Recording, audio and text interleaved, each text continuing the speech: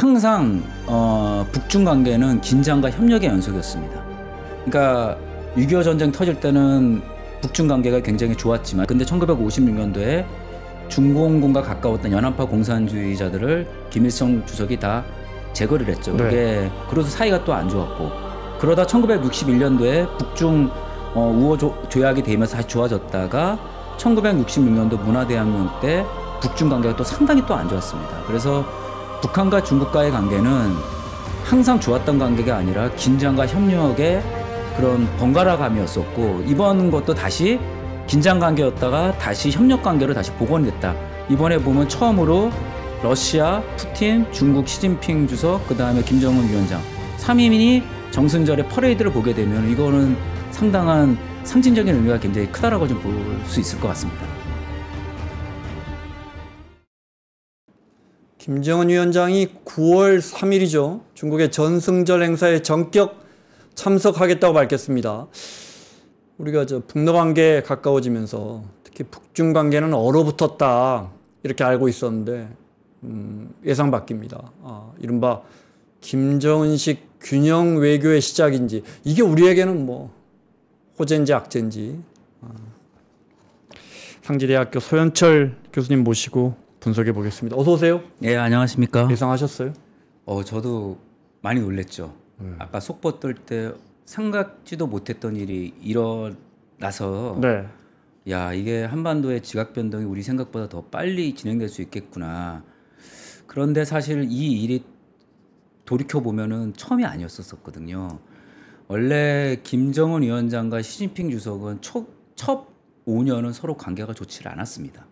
왜냐하면 김정은 위원장이 2011년도 12월 달에 김정일 아버지가 돌아가신 다음에 이제 집권을 하고 시진핑 주석이 2012년 제18차 당대회 때 이제 권력을 잡았는데 시진핑 주석이 권력을 집권하자마자 김정은 위원장이 3차 핵실험을 했거든요.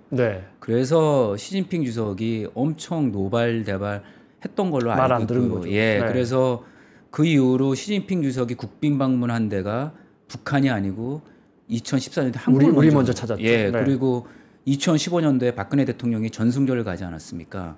그거를 생각해 보면은 굉장히 사이가 안 좋았었는데 재밌는 건 뭐냐면 2018년도 3월 달에 북미 정상회담이 열린다고 발표 나오자마자 한 몇 주, 2주 있다가 갑자기 북중 정상회담이 중국에서 열렸습니다.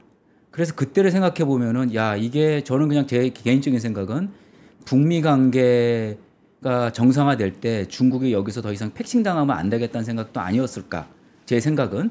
그런데 이제 중요한 건 뭐냐면 우리나라 보고 전승절 오라고 중국에서 제안했는데 저희는 우원식 국회의장이 가시지 않습니까? 그래서 오늘 뭐 기사를 보니까 중국이 북한한테 제안을 했는데 김정은 위원장이 전격적으로 수락을 했고요. 그건 뭐냐면 지난 5년 동안 북중 관계가 굉장히 얼어붙었었는데 이 북중 관계를 다시 복원을 해야겠다.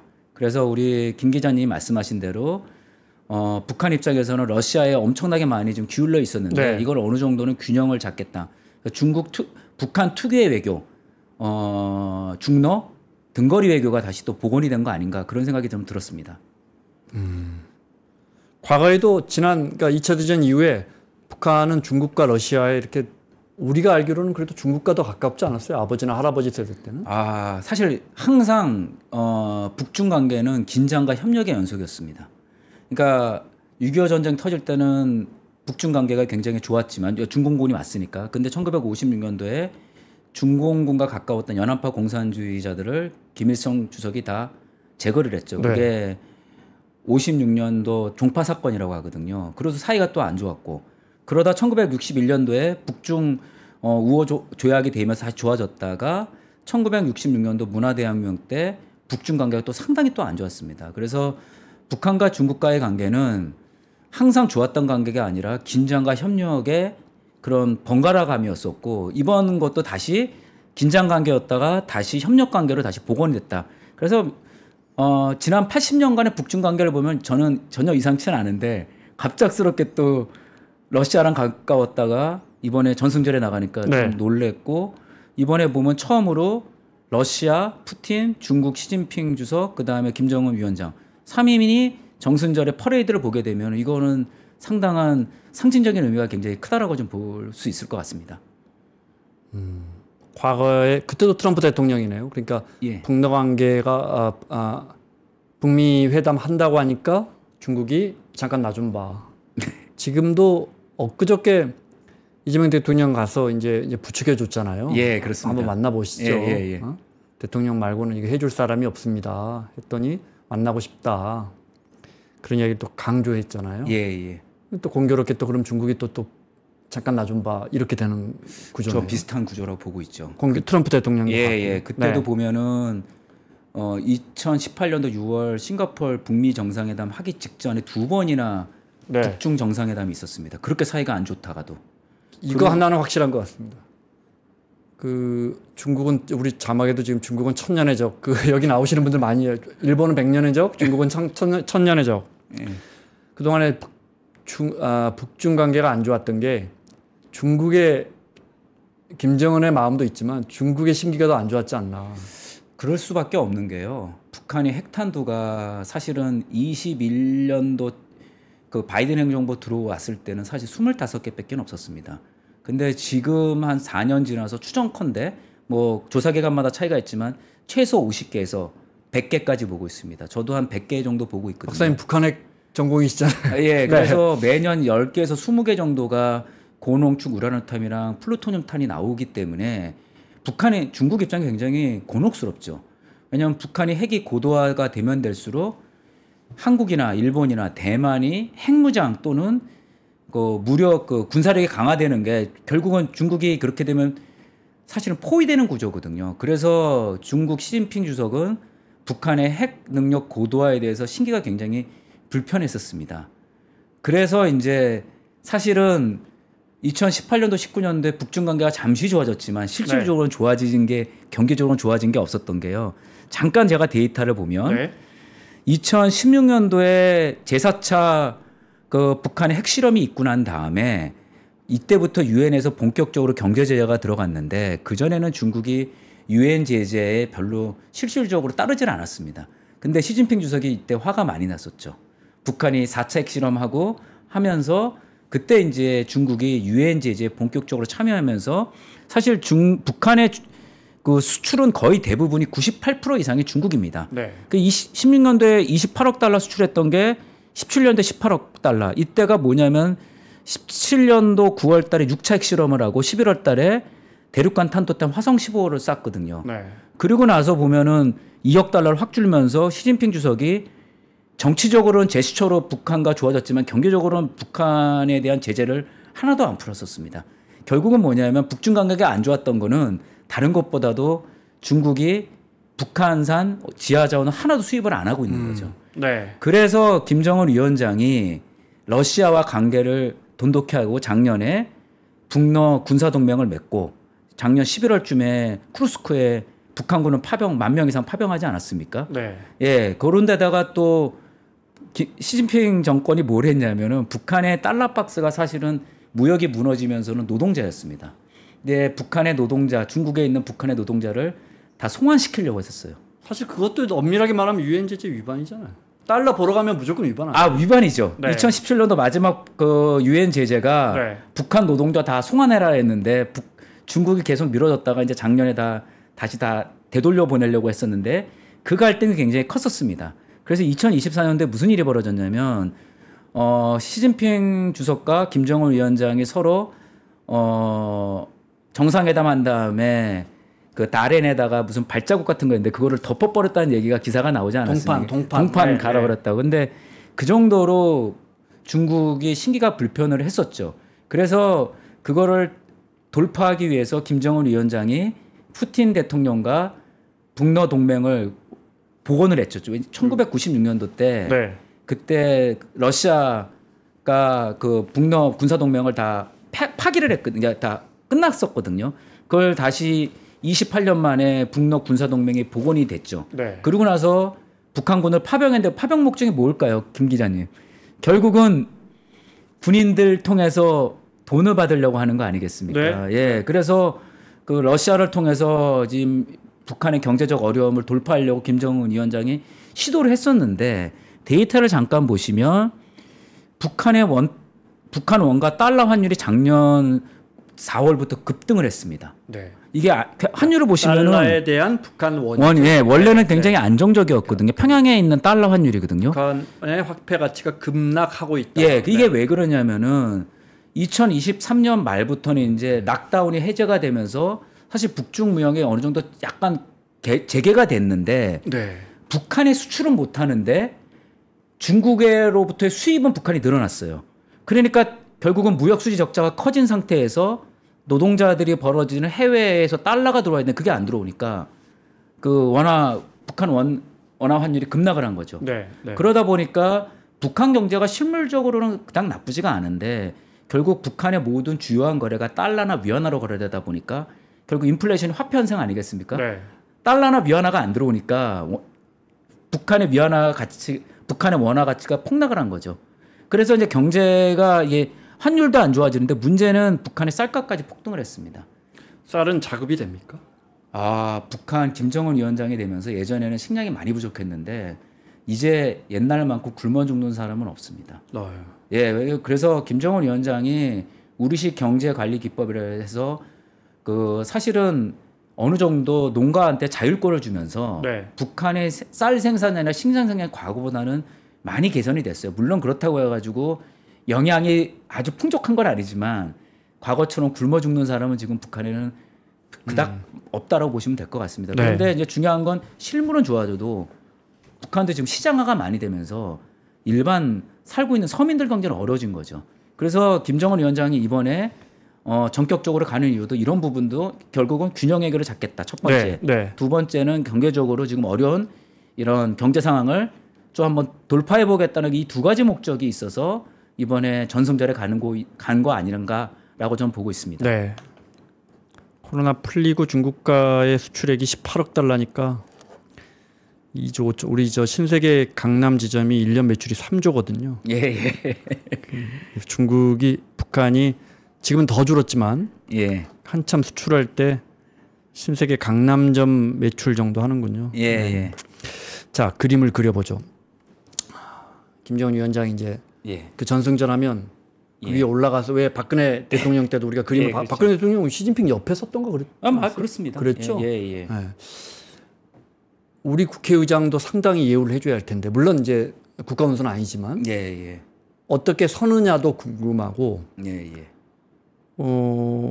김정은 위원장이 다자 외교를 이 사람이 정상과의 풀샷 사진을 찍은 적이 있습니까? 없죠. 찍은 사람은 김일성 주석밖에 없습니다. 김일성 주석은 과거 비동맹 회의를 주도했던 사람 중에 한 명이에요. 네. 유고슬라비아의 티토. 네. 그다음에 인도의 네루. 김일성이 그 비동맹 회의에 한 5인방 안에는 들어갔을 겁니다. 거의 주축이었었어요. 그때로 따지면 영향력이 대단했던 그때는 거였죠. 대단했죠. 그래서 우리나라가 사실 1975년 전까지만 해도 이 비동맹 외교에서 북한한테 완전히 밀렸습니다. 그래서 예전에 박정희 대통령이 그 75년도 이후에 이 아프리카 외교를 강화했던 게 뭐냐면 완전히 그 비동맹 국가는 다 북한 지지였거든요. 불과 우리나라가 이 쉽게 말하면은 글로벌 사우스죠. 요즘 얘기하는 그런 국가들과 관계가 좋아진 게 80년대 중반 이후였었어요. 그 전까지는 그래서 박정희 대통령도 중동 국가들 가운데 있는 중동 국가들과 관계 개선 해보려고 그러고 북한이 워낙 그쪽으로만 뻗어가니까. 그렇죠. 아프리카랑 중남미나 이런 데는 다 북한 지지였지 남한 지지가 아니었었습니다. 그만큼 비동맹 회의에 북한이 리더였는데 김일성 주석은 그때 비동맹 리더로서 다자 외교를 많이 했지만 김정일 위원장이나 김정은 위원장은 다자 외교를 그렇게 한 적이 없죠. 그리고 이렇게 제일 중요한 게 결국 사진이지 않겠습니까? 찍은 게. 그 내용은 어차피 실무진들이 다 하는 거니까. 이게 처음이죠. 이게 의미가 굉장히 큰 겁니다. 2011년도 집권 이후 14년 만에 처음으로 국제 무대에 공식적으로 데뷔하는 거죠. 물론 싱가포르도 가고 하노이도 갔지만 이건 양자회담이니까. 이번에 어떻게 보면 진짜 좀 제대로 된 국가 원수처럼 사진 한 장 찍을 수 있는 그 이제 어떻게 보면 정말 제대로 된 외교 무대에 데뷔한다 이렇게 봐도 되겠네요. 정상 국가로서 눈에 형식적으로 사진이 중요하다고 그러셨잖아요. 사진이 중요하죠. 왜냐하면 외교 관계에서는 외교 관계의 어떤 그 의전이 되게 중요한데 이번 의전이 저도 예상을 해봐야겠지만 이번 의전에서 김정은 위원장 위상이 시진핑 주석이 굉장히 많이 올려줄 것 같거든요. 네. 그렇게 되면은 이제 북한 자체가 이제 결국은 정상 국가로서의 행보를 할 수 있는 어떤 한 획을 그을 수 있다라고 저 보고 있습니다. 정상 국가로서의 예. 네. 발돋움이나 첫 번째 박사님 보시기에는 자꾸 그렇습니다. 이렇게 나와야 뭔가 정상 국가로 갈 수 있는 토대가 된다. 그렇죠. 저 안에서만 갇혀 있어봤자 아무 의미 없다. 그렇습니다. 예. 그 이제 잠시 후에 그 큰 뜻으로 이제 그거 제일 중요하니까 그건 여쭤보기로 하고 사진 이야기 좀 더 여쭤볼게요. 푸틴도 오잖아요. 예. 시진핑도 오고 거대한 지도자들인데 예. 삼자가 앉는 한 테이블에 앉는 사진이 나오기는 어렵겠죠. 이렇게 되면 김정은의 위상은 정말 높아집니다. 이번에 베트남 주석도 가는 거로 제가 아까 뉴스 보니까 네. 나왔는데 뭐 대단한 거죠. 근데 베트남은 GDP가 상당히 높은 나라입니다. 네, 그렇죠. 글로벌 미국의 7대 교역국입니다. 베트남은. 네. 우리보다 무역 수지 흑자가 더 많습니다. 베트남이. 네. 제가 뭐 우리 민족을 폄훼하는 건 아니고. 근데 이제 그만큼 쉽게 말하면은 그 위상이 높은 글로벌 사우스 국가들은 다 모이는 거죠. 네. 그래서 거기서 사진을 찍는다는 거는 이거는 기존의 북미 정상회담과 북중 정상회담, 북러 정상회담이 다 양자회담이었는데 다자 외교 무대에 어쨌든 간에 공식적으로 이제 의전상으로 나오는 거예요. 그러니까 의미를 좀 봐야 되고 그렇게 되면은 북한 입장도 조금 더 지금보다는 이 뭐 한반도 비핵화 문제에서 조금 더 지금보다는 좀 전향적인 자세로 나올 가능성도 있지 않을까라고 저는 그냥 추정을 해봅니다. 시간 됐거든요. 외교 종잡을 수가 없다. 우리도 속내를 함부로 비추면 안 될 듯. 진짜 전망이 안 됩니다. 지금 한반도를 둘러싼 열강들의 움직임, 이합 집산이 일단 피하 구분이 전혀 안 되고요. 이게 물론 휘저어놓은 사람은 트럼프 대통령인데 하긴 뭐 유럽도 지금 마찬가지니까요. 뭐 진짜 근데 이제 박사님 말씀 들어보면 단순히 전승절 외교 가서 또 참석하고 악수하고 회의 좀 하고 오는 게 아니고 상당히 판이 커지는 것 같아요. 그러니까 결국은 뭐냐면은 미국과 중국이 왜 지금 김정은 위원장이 지난 5년 동안 중국에 대해서 섭섭했던 게 뭐냐면 미국과 중국이 저렇게 패권 경쟁하는데 중국이 남몰래 좀 그 유엔 제재를 풀어줘도 되거든요. 뭐 그런다고 해가지고 지금 미국과 중국의 관세 전쟁이 얼마나 셉니까? 안보리 만장일치니까. 근데도 안 풀어준 거죠. 왜냐하면 시진핑 주석이 북한의 핵 능력이 25개에서 100개까지 늘어나니까 계속 경제를 갖고 견제를 했는데 북한이란 나라를 그냥 제가 표현하기는 말도 전 약간 두조지전법이어서 북한이 그렇게 쉽게 무너진 나라가 아니거든요.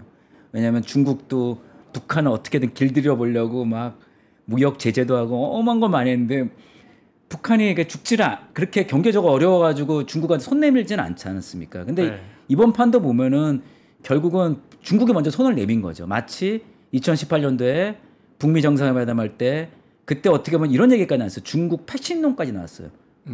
중국을 배제하는 거 아니야?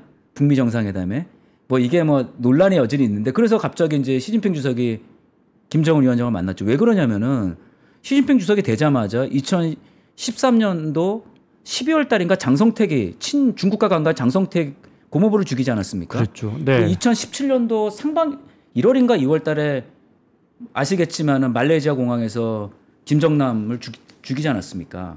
그 두 명은 대표적인 중국과 아주 가까운 사람인데 그걸 제거를 하지 않았습니까? 그래서 중국이 계속 시진핑 주석이 그거에 대해 불편했을 거라고 추정해 볼 수 있을 것 같아요. 그런데도 2018년도에 김정은 위원장이 트럼프 대통령 만난다고 하니까 갑작스럽게 모든 걸 바꾸고 그때만 3번을 만났습니다. 북미 정상회담 하기 전에 2번 북중 정상회담을 하고 끝나자마자 또 북한과 시진핑 주석이 또 정상회담을 하고요. 그 다음에 2019년도 1월 달에 2차 북미 정상회담이 또 만났었습니다.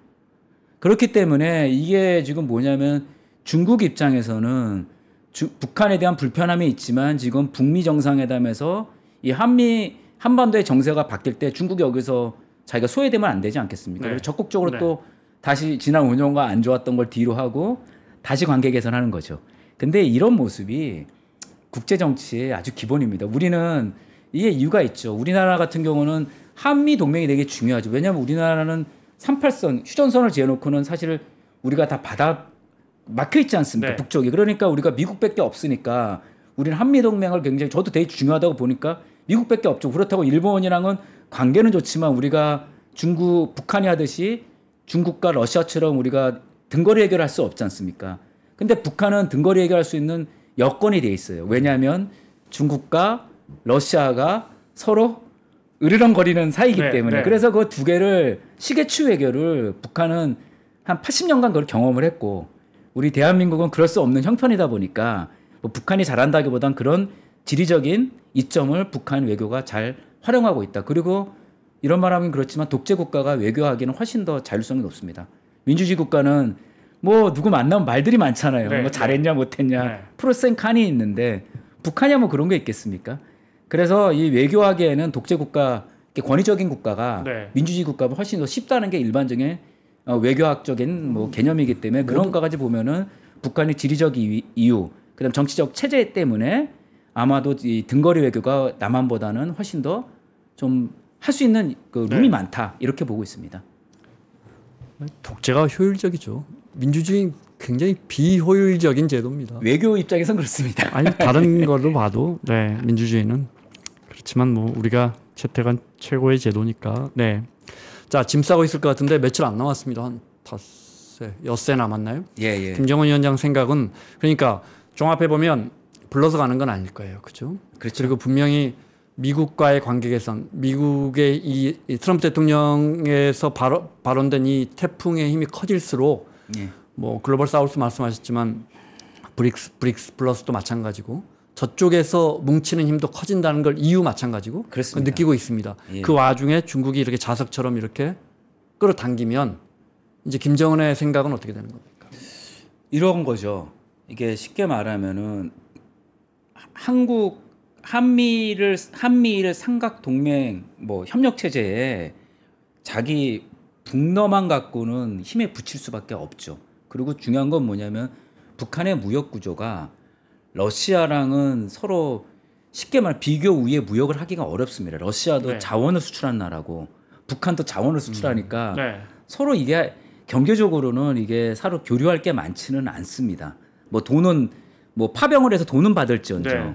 그렇기 때문에 북한 입장에서는 러시아와 중국과의 어떤 등거리 외교, 등거리 무역을 해야지만 북한이 자율성을 높일 수 있기 때문에 이게 다시 어떻게 보면은 북한의 전통 외교가 다시 복귀하는 거다.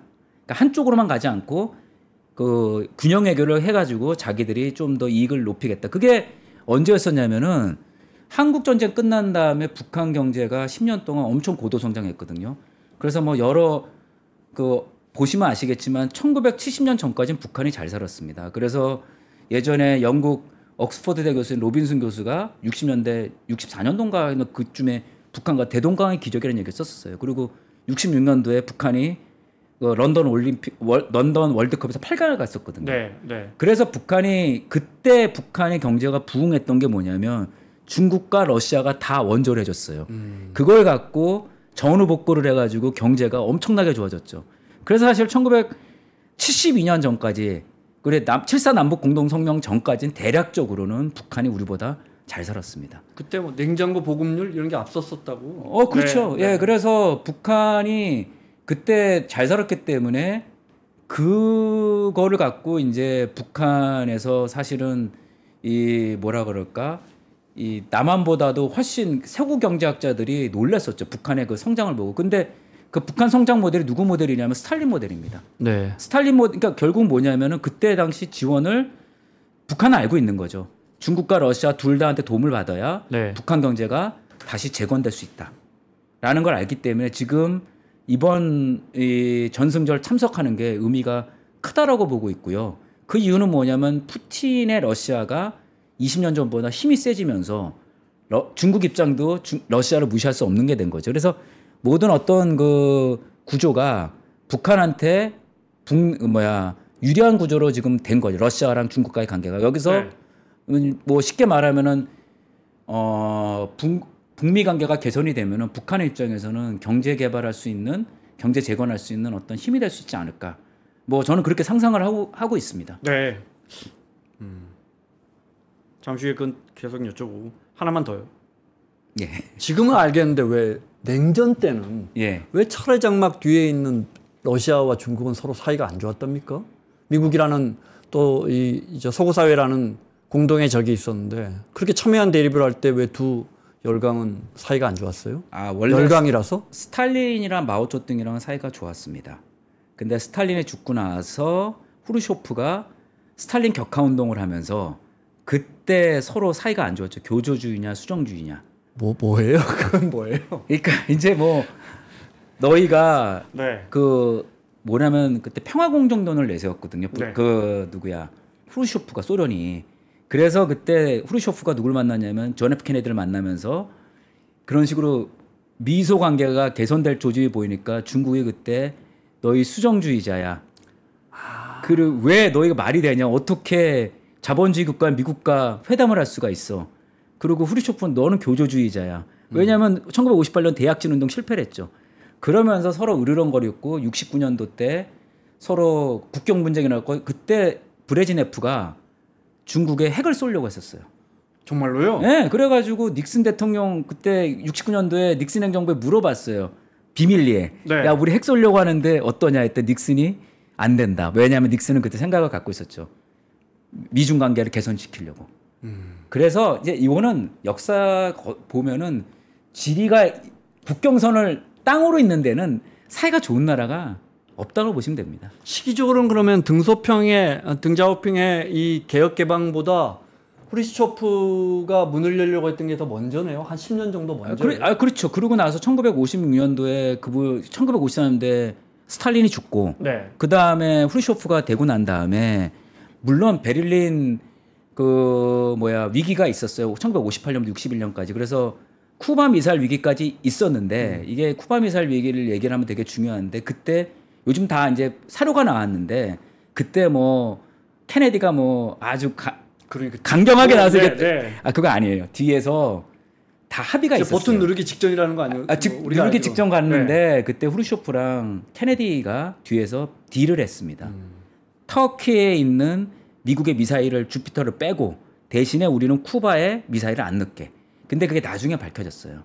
그러고 나서 후르쇼프가 그것 때문에 실각되고 그 다음에 케네디가 총 맞아 죽지 않았습니까? 네. 그런데 재밌는 건 뭐냐면 그 이후 나서 미소가 대땅때가 있었어요.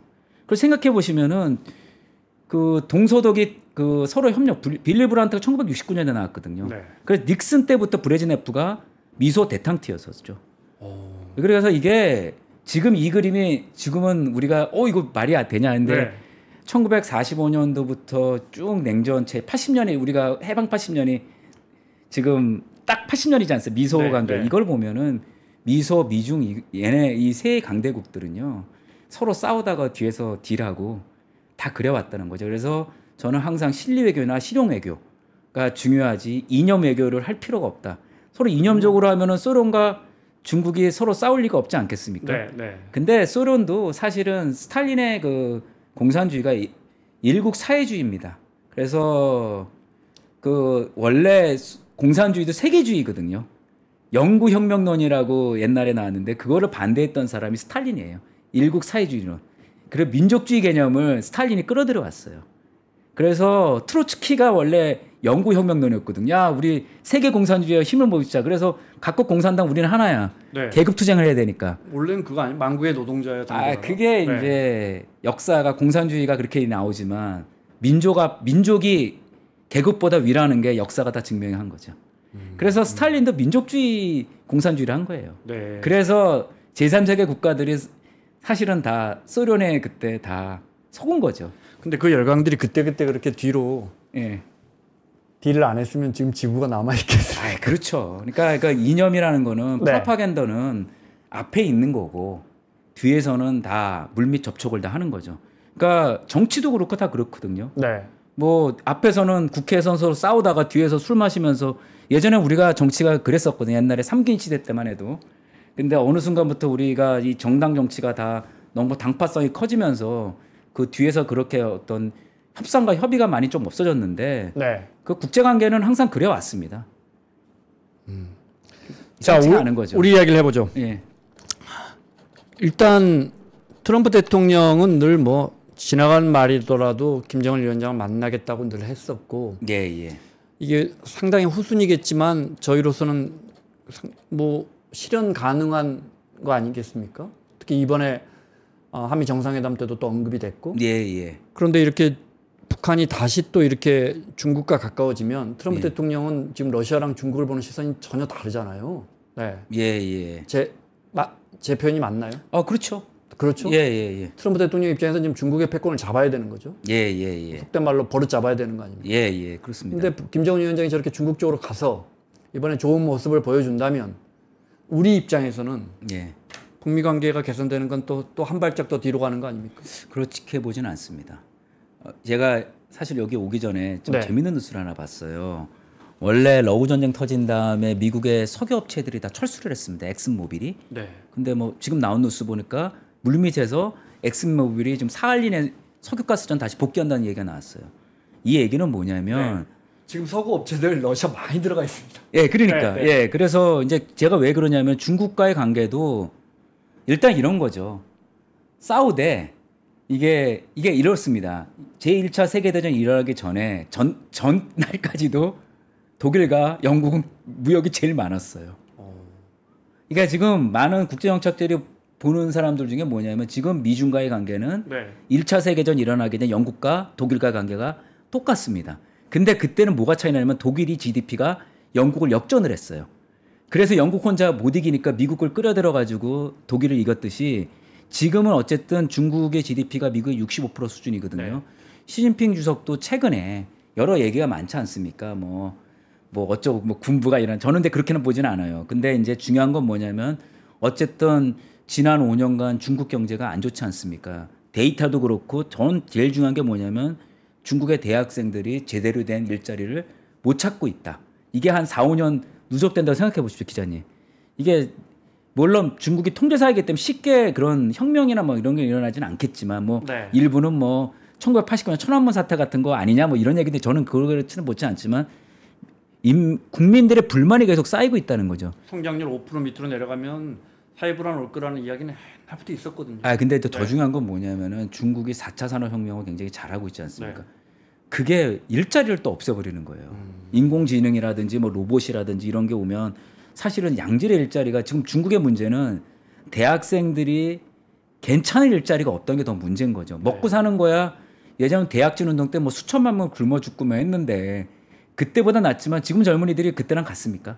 다르잖아요. 그래서 시진핑 주석도 지금 여기서 경제를 엄청나게 좋게 부흥시키지 못해 더 나빠지면 안 될 거고 우리 여기서 일자리를 더 창출하려면은 이 한반도라든지 동아시아 정세가 변화돼야 된다라고 저는 보고 있는 거죠. 예, 그래서 일단 북미 관계 저는 좀 앞서가는 말인지 모르겠지만 이번에는 열릴 것 같습니다. 왜냐하면 1차, 2차 북미 정상회의 실패했던 거는 그 트럼프 대통령이 이 보좌했던 네오콘 세력들이었거든요. 네. 존 볼튼이 그 대표 아닙니까? 요즘 뭐 기사 보시면 존 볼튼에 대해서 뭐 조사한다고 나오지 않습니까? 압수수색했습니다. 예, 그러니까요. 네, 이제 국가 기밀을 흘렸다. 예, 제가 그걸 눈여겨 보는 거죠. 왜냐하면 미국의 지난 20년간 저는 트럼프 대통령 행동이 트럼프 대통령 자체 행동이 아닙니다. 미국의 현실주의 국제 정책들이 계속 특히 누구냐? 헨리 키신저를 비롯한 현실주의 국제 정책들이 계속 요구했던 거를 트럼프 대통령은 그걸 싫어하는 것뿐이에요.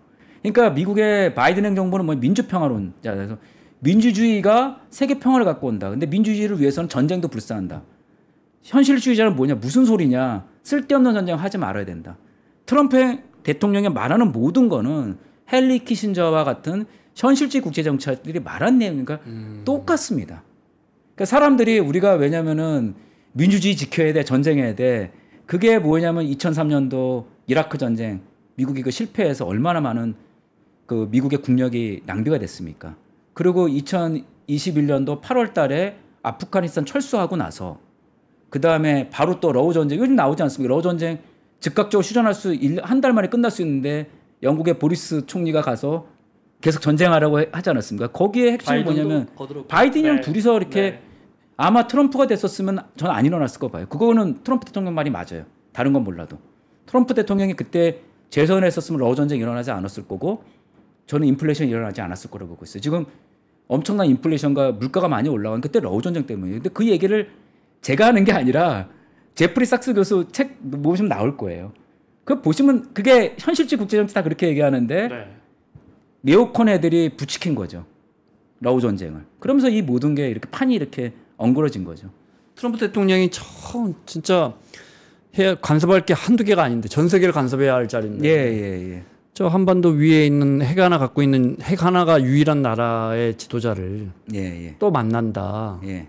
물론 그 핵이 이제 과거에 미 본토를 뭐 향한다고 하니까 상당히 현실적 위협이었지만 제가 지금 계속 여쭤보는 거는 그거는 결국 이제 그동안에 많은 전문가인데 그거는 이제 중국을 코앞에서 김정은과 트럼프 대통령이 어깨동무를 해버리면 가장 난처한 데는 시진핑이다. 이거 아니었어요. 예. 근데 지금 김정은이 다시 이거 진짜 이쪽 저쪽으로 다 팔을 뻗쳐버리면 트럼프 대통령은 이걸 할 의미가 없는 거 아니냐는 걸 여쭤보는 거예요. 아니죠. 그렇게 보실 수는 없는 거죠. 왜 그러냐면은 중국 입장에서는 이제 중국과 미국의 생각이 똑같아요.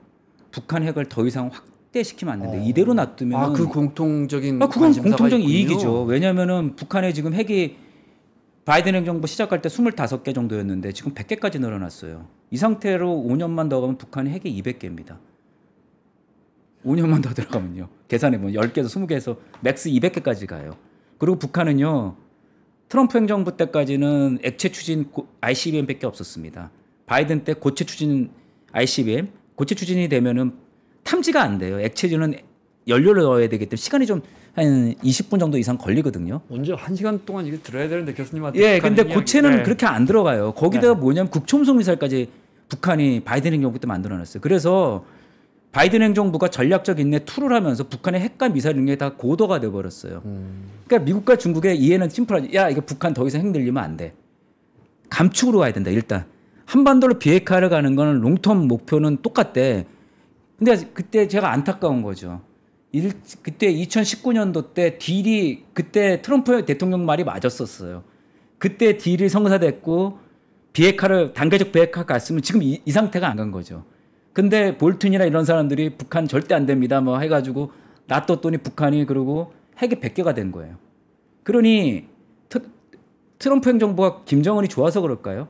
그때 합의했으면 최소한 비핵화는 어렵지만 25개 밑으로 갔을 이렇게까지는 늘어나지 않았을 그렇죠. 것이고 오히려 줄였을 수 있을 줄일 수 있게 뭐 25개에서 10개로 줄일 수가 있었고 15개로 줄일 수 오히려 비핵화가 더 가까워졌는데 냅둬 버리니까 지금 100개까지 간 거죠. 이런저런 보도를 종합해 보면 트럼프 대통령은 다 이게 다 볼튼 때문에 망가졌어 이렇게 생각하시죠. 그렇죠. 볼튼과 그 네오콘 애들이 망가뜨려 놓은 거죠. 사실은 제가 볼 때.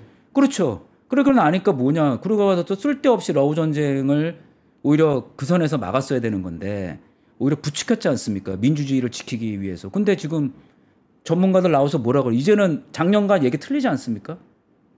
전쟁 이대로 가면 우크라이나는 쉽지 않아요. 근데 재밌는 게 뭐냐면 푸틴 대통령은 우크라이나를 다 점령할 생각이 없어요. 왜 없냐? 러시아 국력이 예전 같지가 않은 거예요. 이 정도 선에서 끝내려고 하는데 이번에 트럼프 대통령이 뭘 했습니까? 아제르바이잔이랑 아르메니아 평화협정 맺은 99년 회랑 같죠. 그거 굉장히 큰 의미입니다. 코카서스는 러시아의 지배 구역이에요. 거기에 미국이 들어가잖아요. 그럼 미국은 코카서스의 영향력을 행사하고 이란까지 견제할 수 있는. 저는 사실 이번에 트럼프 대통령 그 아제르바이잔 아르메니아 평화협정 하는 거 제가 놀랐어요. 사실은 김정은 위원장이 전승적 하는 것보다는 그게 더 놀란 거죠. 야, 이게 그때 기억나시지 않습니까? 그때 이란에 공격하고 저랑 막 얘기하시면서. 근데 아르메니아랑 아제르바이잔 그 회랑에 들어갔다는 게 지금 이란이 엄청 긴장하고 있을 거예요. 아제르바이잔 쪽에 회랑 쪽에. 그런 걸 보면은 트럼프 대통령이 지금 하는 외교 전략은 저는 굉장히 그 현실주의 국제 정치화에서 굉장히 놀라운 일을 했고요. 더 중요한 건 뭐냐면은 코카서스가 제가 항상 말하는 지정학의 심장부입니다. 브레진스키가 제일 중요하게 여겼던 브레진스키 안보 거기가 유라시아 딱 지도를 보세요. 심장이에요. 카스피해가. 우리 심장과 똑같이 생겼어요. 유라시아대로 딱 펼쳐 보시잖아요. 카스피해가 우리 심장이에요. 그 카스피해가 코카서스 쪽 아닙니까? 그래서 이번에 제가 봤을 때는 왜 러우 전쟁이 끝나느냐. 저는 제 개인적인 생각은 코카서스의 일정 부분 미국의 영향력이 간다. 근데 푸틴이 워낙 러브 전쟁에 힘을 많이 써가지고 이거는 어느 정도 인정해주고 대신에 트럼프 대통령은 빨리 러브 전쟁 종전해라 네. 라고 하고 있는 거죠. 그래서 미국과 러시아는 이미 큰 그림은 완료가 됐다라고 보고 있고요. 자세한 건 이제 전쟁 휴전이나 뭐 종전이 되려면 여러 가지 뭐 지나가는 과정이 있는데 일단 큰 그림은 완성이 됐다고 보고 있고요.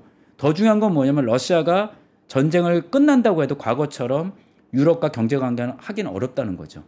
그래서 보고 있는 게 동방 정책이다. 그래서 9월 달 초에 푸틴 대통령이 아마 그 블라디보스토크에 동방 경제 포럼이 있을 거예요. 네. 그래서 이 그림을 보시고 아까 제가 그 미국의 엑슨모빌이 또 지금 들어갈지 모른다고 사할린 그게 다 이 동방과 관련된 거죠.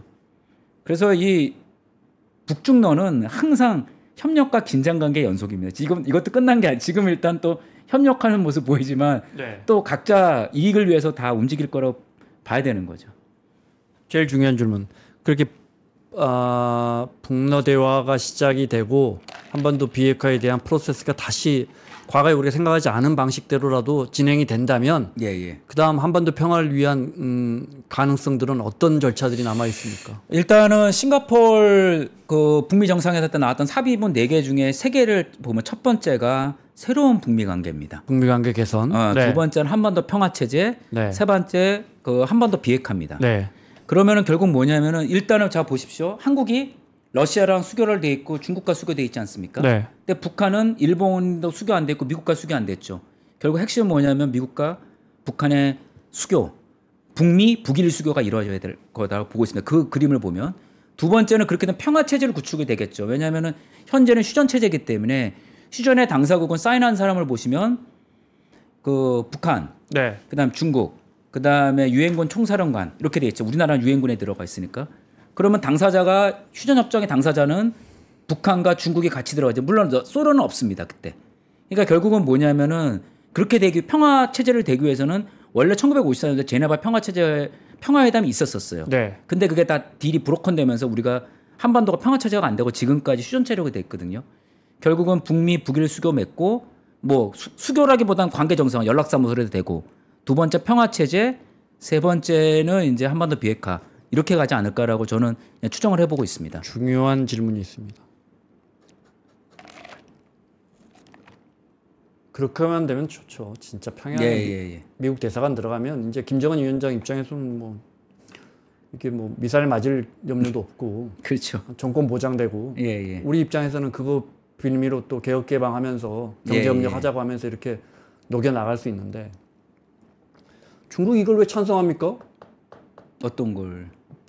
북미 간에 수교하는 걸 중국이 왜 도장을 찍어줍니까? 뭐 해줄 수밖에 없겠죠. 제가 볼 때는 중국은 코앞에까지 지금 주한미군도 있는데 코앞에까지 물론 뭐 북한에 미군이 들어가지는 않겠지만 예. 이 부분에 대해서는 뭐 극렬히 반대하지도 않지만 굳이 도장 찍어줄 것 같지는 않은데요. 평화협정 얘기 말씀하시는 건데 네, 근데 평화협정을 갈 수밖에 없는 거죠. 이 상태가. 왜냐하면 이게 더 불안한 체제이기 때문에. 전쟁은 휴전이라는 거는 전쟁이 스탑인 거지 네. 엔드 오브 워가 아니거든요. 스탑 오브 더 워지. 근데 이제 엔드 오브 워가 돼서 평화 체제가 되는 것 자체가 중국한테는 나쁜 건 아닌 거죠. 오히려 그리고 이제 물론 이제 중국도 이제 계산을 하겠죠. 아니, 그것보다는 북미 수교로 가는 길. 예. 네, 이 부분이 그러니까 아까 말씀하신 북미 관계 개선의 제일 뭐 목표점이라고 할까요? 근데 네. 이제 뭐 사실 북미 수교를 할 수밖에 없는 게 네. 중국이 아니, 꼭 제가 이거 반대로 이렇게만 되면 얼마나 좋겠습니까? 그렇죠. 예. 근데 결국은 북미 수교를 가는 게 왜냐하면 한국도 중국과 수교가 돼 있기 때문에 네. 결국은 원래 사실 좀 지금 지나고 나면 안타까운 게 몇 번의 북미 수교 기회가 있었어요. 오. 그럼요. 2000년도에 울브라이트 국무장관이 평양에 갔거든요. 클린턴인가요? 클린턴 시대 마지막 국무장관. 네. 그리고 조명록 차수가 클린턴을 만났었어요. 그때 아마 2000년도 11월 달 대선에 엘고어가 됐으면 이미 2001년도에 북미 수교가 됐을 거예요. 근데 그때 아들 부시가 되면서 악의 축이 되면서 다 끝난 거죠. 악의 축이 왜 북한이 아니고 저 어제 중동에서 중동에 북한까지 들어가 이란, 그렇죠. 이라크에 네. 예, 북한까지 들어가면서 북한까지 이제 그게 됐고 그다음에 9.19 아니 그 이야기 앞에 좀 더 해주십시오. 예. 그때는 어떤 식의 그때 뭐였냐면은 네, 울브라이트가 울브라이트 되기 전에 네. 북한이 98년대 대포동 미사일을 쐈어요. 네. 그래서 미국이 또 난리가 난 거 대포동이 이제 이러다가 미국까지 미사일 오는 거 아니냐. 그래서 1994년대 페리 국방부 장관이 그때 이제 어드바이저가 페리 보고서를 냈어요. 제네바 북미 합의가 그나마 가장 좋은 딜이다. 그래서 미국과 북한이 수교를 가는 길로 갔었어요. 네. 근데 그게 안타까웠던 건 뭐냐면 클린턴 행정부가 사실 94년도에 제네바 합의를 한 다음에 북미 수교에 미적미적됐죠. 왜냐하면 그때 당시 루인스키 사건이나 계속 본인이 정치적으로 위기가 가면서 그때 공화당에서 너씨 북미 수교하면 가만히 안 있을 거야 하면서 그 클린턴 행정부가 계속 뒤로 밀었다가 근데 네. 미국도 똑같은 북한이 또 대포동 미사일 쏘니까 미국이 또 난리가 난 거예요. 그래서 페리 국방부 장관이 어떤 사람이냐면 94년대 영병의 폭격까지 검토했던 사람이에요. 그분이 아마 미국에서 가장 국방부가 핵의 제일 대가죠. 그분이 이제 핵 전문가거든요. 그분 핵 박사니까. 네, 네. 그분이 영변 핵 서지컬 스트라이크를 하려고 했었는데 그때 못했죠. 근데 그분이 가서 북한을 페리 보고서를 만들고 보니까 클린턴 행정부의 준 게 뭐냐면 좀 북한이 좀 문제가 많지만 그나마 제네바 북미 합의를 계속 지키고 우리가 원래 약속했던 새로운 북미 관계를 하자고 했어서 네. 그게 클린턴 행정부 마지막 차에 그게 진행이 됐는데 제가 제일 안타까운 건 엘고가 대통령 됐으면 됐을 거예요. 엘고가 안 됐죠. 표는 더 받았잖아요. 네, 그런데 아들 부시가 되면서 이게 참 이 남북 관계가 이 한반도가 네. 그런 우리가 예상치 못했던 그 9.19 테러만 또 일어나지 않았어도 네. 이렇게 안 바뀌었겠죠. 그 테러가 2001년도 9.11 테러가 일어나지 않습니까? 그리고 나서 미국이 액세스 오브 이블 나오면서 이란, 이라크, 리비아 다 때려 죽여야 된다고 해가지고 전까지는 또 이렇게 물미 했죠. 접상이 저희가 그럼요. 기억이 하나도 안 납니다. 그리고 네. 있었고 그다음에 2005년도에 9.19 합의가 또 됐었어요. 아들 부시 때. 근데 또 이 아들 부시 때 뭐가 이러면 재무부가 BDA 기억나실 거예요. 그때 방콕 델타에 대해 그것 때문에 또 9.19 합의가 또 엎어지고 나서 그때 또 북한이 또 1차 핵실험 그 이후에 한 거죠. 물론 뭐 북한이 그렇다고 해서 핵을 가졌지 안 가졌지 저는 그래도 북한이 계속 핵을 능력을 가지려고 했었겠지만 북미 관계가 물밑으로 이렇게 클린턴 행정부 말기에 진행이 되고 있었는데 북한 애들은 왜 대포동을 쐈답니까? 그거는 뭐 늘상 하는 일이라 안 됐으니까. 그때 클린턴 행정부가 그러니까 뭔가 반응이 안 오니까. 그러니까 94년대 북미 정상회담하고 이거 제가 좀 이제 이게 핵 역사를 보면 좀 안타까운 게 95년대 북한이 대기근 일어나지 않습니까? 그때 우리 정부가 대북 강경책 되면서 북한이 수십만 명의 군모 죽거나 했는데 우리가 그때 지원이 좀 미적미적했죠. 그때도 우리가 사실 우리는 그럴 수밖에 없죠. 왜냐하면 남북 문제에 첨예한 이해관계자가 많으니까. 그리고 나서 북한이 클린턴 일기 행정부 때 수교를 맺을 생각이 없는 거예요. 그리고 나서 이제 클린턴 대통령의 루인스키 사건 때문에 완전히 탄핵 위기 몰리니까 안 하다가 이제 북한이 또 사인 준 거죠. 그러니까 야 우리 핵 쏠 거야 하니까 이제 그때 가서도 불이 났게 또 한 거죠.